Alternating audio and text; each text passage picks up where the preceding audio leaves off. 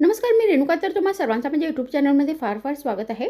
तर तुम्हाला अगर साबुदाण्याची खिचडी या वडे खाऊन कंटाळा आला असेल, तर आज मी तुम्हाला साबुदाण्यापासून बनवलेली एक फारच वेगळ्या प्रकारची नाश्त्याची रेसिपी बनवून दाखवणार आहे. मग चला सुरू करूया आजचा व्हिडिओ. मग ही रेसिपी बनवण्यासाठी सर्वात आधी आपल्याला एक बाउल घ्यायचा आहे आणि यामध्ये एक बारीक चिरलेला कांदा घालायचा आहे.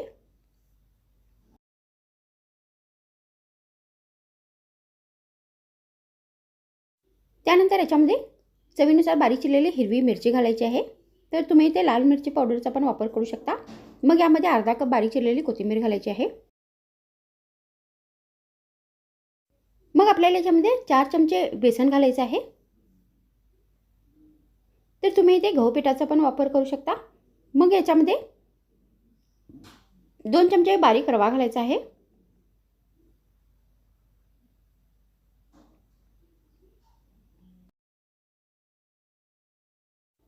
त्यानंतर याच्यामध्ये आपल्याला अर्धा कप भिजवलेले साबुदाणे घालायचे आहेत.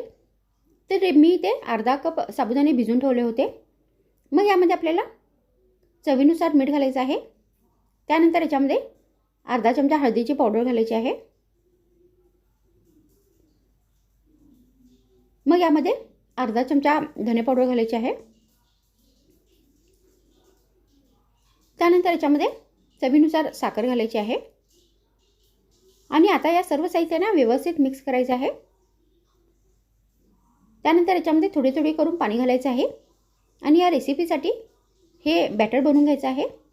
तर आपल्याला हे बॅटर फार पातळ नाही बनवायचं आहे, घटसर बनवायचं आहे.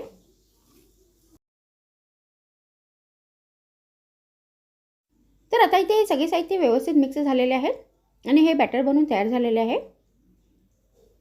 त्यानंतर गॅसवर आपल्याला तवा ठेवायचा आहे आणि याच्यावरती चमच्याने तेल घालायचं आहे. आणि या बॅटरच्या याच्यावरती आता आपल्याला थालीपीठ घालायचे आहे. तर तुम्ही या बॅटरचा वापर करून फड पण बनवू शकता. तर आता हे थालीपीठ आपल्याला दोन्ही बाजूनी व्यवस्थित फ्राय करून घ्यायचे आहे. तर याच्यावरती आपल्याला चमच्याने तेल घालायचं आहे आणि एका बाजूनी फ्राय झाल्यानंतर हे चमच्याने पलटवायचे आहे.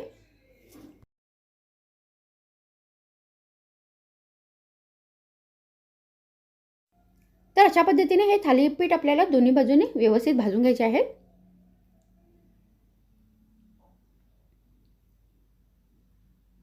तर अशा पद्धतीने तुम्ही ही रेसिपी बनवून गरमागरम हिरव्या चटणीबरोबर नाश्त्यामध्ये सर्व करू शकता. नाही तर फक्त चहा या कॉफीबरोबर पण गरमागरम देऊ शकता. तर माझ्या व्हिडिओमध्ये इतकेच. पुन्हा भेटूया आणखीन एक नवीन व्हिडिओमध्ये. तर मग thanks for watching my video.